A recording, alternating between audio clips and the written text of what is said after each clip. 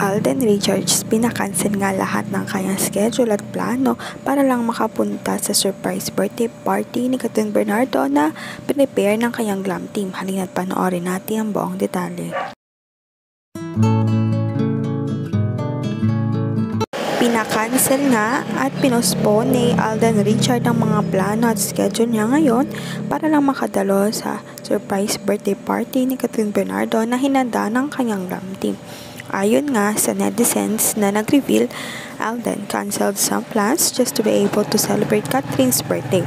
Naka-private plane pa para umabot and now surprise Kathryn with a huge bouquet and gift. At this point, Alden is non-stop, promo or whatever. Watch their HLG interviews, ramdam mo yung genuine bond. Maraming ang fans ang kilig nang makitang sweet ang dalawa sa surprise birthday party ni Kathryn.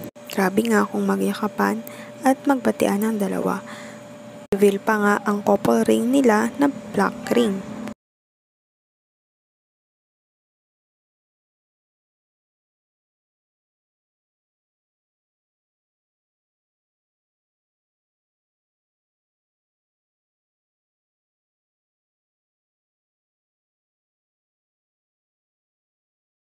Sa ngayon, maghintay na lamang ng latest update sa Katniel.